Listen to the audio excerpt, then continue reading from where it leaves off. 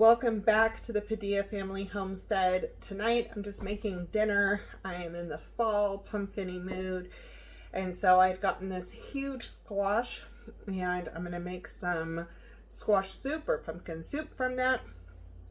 Pumpkin is a squash, so a lot of winter squashes, you can go back and forth between pumpkin or multiple different types of winter squashes to make a lot of the recipes. A lot of the pumpkin you can buy at stores is not actually pumpkin, it's a different type of winter squash.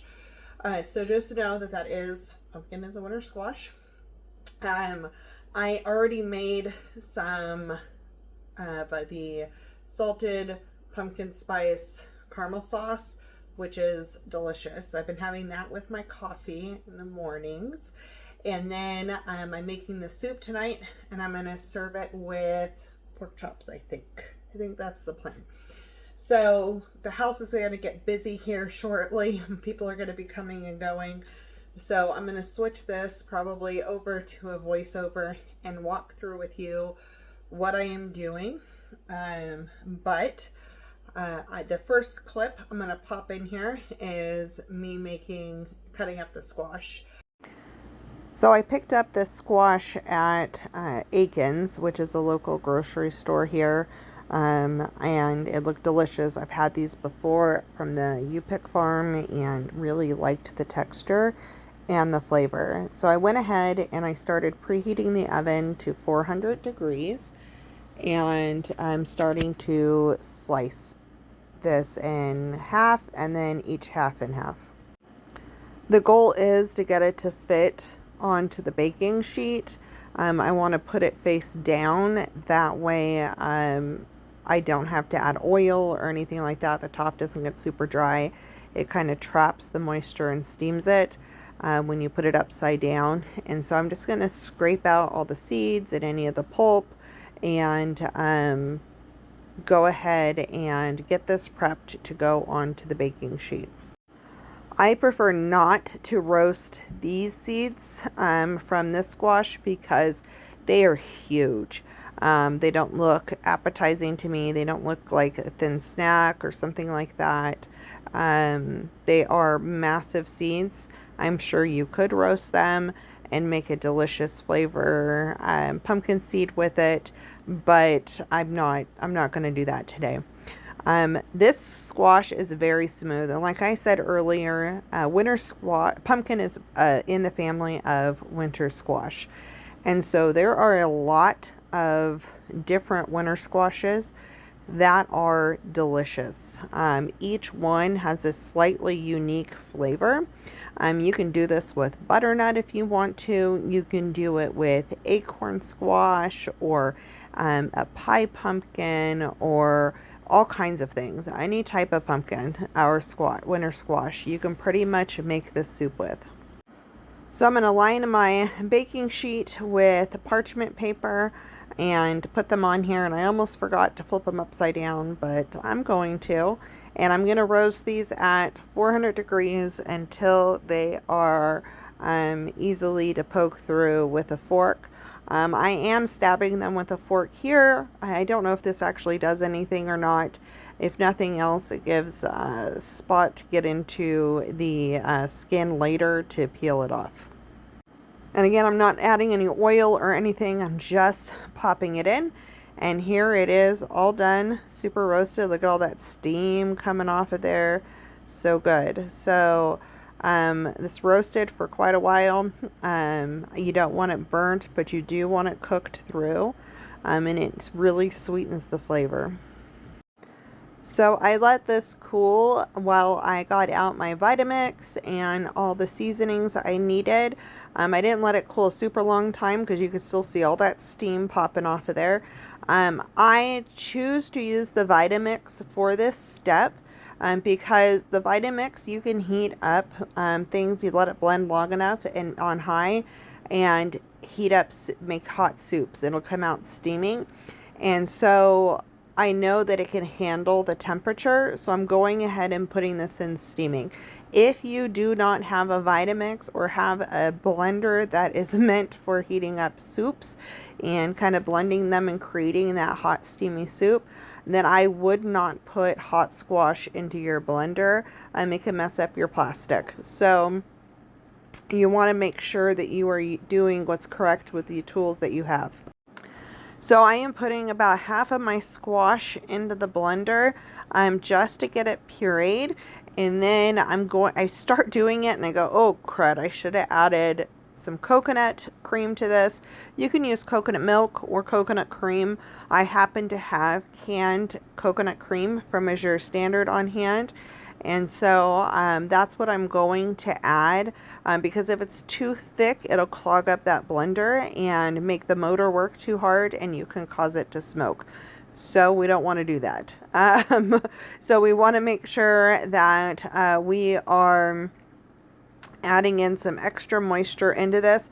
I love coconut milk or coconut cream in my squash soups. I think it's delicious. That subtle coconutty just adds this really creamy consistency. With the pumpkin, you cannot tell that it has coconut cream in it. It does not taste like coconut at all. If you have an allergy to coconut or something along those lines, use regular milk, use whatever milk you want to use, but you do need to put some sort of cream base into the pumpkin mixture. If you wanted a savorier version of it, I guess you could use bone broth in there instead of cream if you don't like creamy anything. But I really love the texture and the flavor of this creamy squash soup. So I poured the first half of the squash into the pot that I'm going to be using, and then I poured the rest of my can of coconut cream into the blender, and I'm going to put the rest of my squash in. This is most of the work for this soup. It is literally roasting it and blending it. I am putting it in a pot and I am going to heat it up a little bit further, and I'm also going to add in spices. I like to heat it again with the spices because I feel like it gives it time for those spices to incorporate through all of the soup and all of the squash and not just be, I don't know, it makes it meld better. So I do heat it up for 10 minutes on the stove about and let it do its thing. I think that's an important step. In the past, I have actually roasted the squash face up with all of my seasonings sprinkled on top of the squash with a little bit of avocado oil, and then scooped that out and blended that and then put it in a soup and added the coconut milk, and that worked. I will say I think that this way is my favorite. What I did tonight is probably one of my favorite versions of our squash soup that I have done. So I'm just guesstimating here, but I probably did about a teaspoon of onion powder and a teaspoon of garlic powder, maybe a little more than a teaspoon. I'm just scooping and kind of putting in. I am using seasoning salt. This seasoning salt is dried peppers mixed with salt, so it adds that good flavor and color.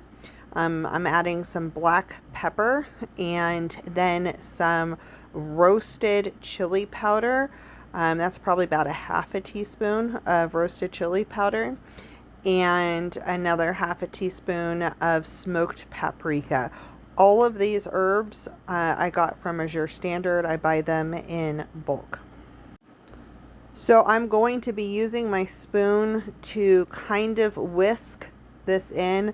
I don't want anybody to get a big bite of dried herbs.